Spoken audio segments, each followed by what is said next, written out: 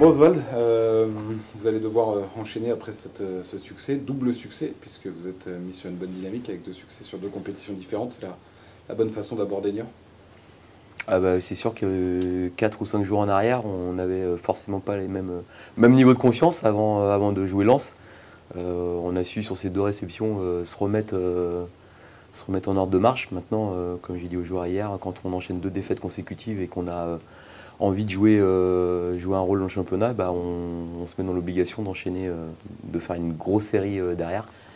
Donc on a mis la Coupe de la Ligue au chaud, mais en championnat, on a juste une victoire, même si c'est contre Lens et elle est symbolique. Maintenant, on n'oublie pas que demain, c'est encore un match de haut de tableau parce que Niort est devant nous et réalise un très bon début de championnat. Donc on sait qu'on va être attendu là-bas. La dernière fois que vous aviez réalisé un gros coup, parce qu'on peut parler de gros coup, là, ces 2 victoires, c'était Metz. Il y avait eu un effet négatif derrière. L'expérience a forcément été tirée, enfin, on l'espère.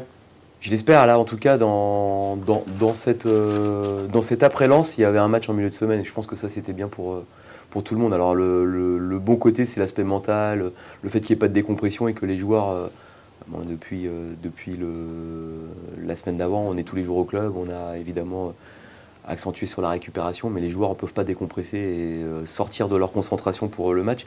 Après, le côté négatif, c'est l'aspect athlétique, mais à choisir, je pense qu'il vaut mieux, nous concernant, qu'on soit connecté mentalement. Mais on sait où on va contre Niort ce week-end. C'est une équipe qui est vraiment sur un très bon début de championnat, qui mérite ses points parce qu'ils ont la capacité de très bien jouer et en même temps d'être très fort dans l'impact et dans les transitions, efficace sur coup de pied arrêté. Ils ont vraiment fait un très joli début de saison et voilà, c'est une équipe qui, à mon avis, va rester une équipe dans le haut de tableau toute la saison qui va en embêter plus d'un. Est-ce que vous vous dites, ou pas du tout, que le match à Niort, enfin, plutôt que votre parcours à domicile, même s'il est corrigeable, vous oblige à faire 1 ou 2 coups à l'extérieur, comme face à Niort samedi, pour essayer de rattraper les points laissés à domicile? Bah, c'est clair que c'est quasiment du domaine de l'obligation. Ou alors, de toute façon, on a perdu qu'un match chez nous. On espère petit à petit reprendre une cadence digne de ce nom, mais pour l'instant, on n'en est pas là. Je regardais un peu les temps de passage un peu partout, dans les secteurs offensifs, défensifs, domicile, extérieur.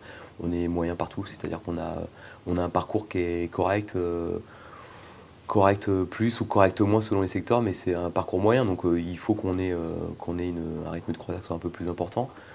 On est dans une période où on a commencé à remettre des buts, même si ce ne sont pas nos attaquants. Il faut qu'on retrouve une solidité défensive. Pour bien voyager, c'est essentiel. Et puis effectivement, à domicile, on a besoin de faire mieux. Mais aller prendre des points, 1 point ou des points à Niort, ça passera forcément par un gros match. Et on sait que ça va être un combat et qu'on va avoir besoin de bien récupérer du match et de bien se concentrer. Parce que ça va être un match très engagé. Est-ce que c'est pas un peu, entre guillemets, miraculeux que le HAC soit dans le top 10, soit qualifié pour les 8e de finale, toujours sans une attaque? Non mais ça commence quand même, c'est un truc de fou, parce que, comme tu dis, c'est très souvent les défenseurs ou les défensifs qui font la différence offensivement.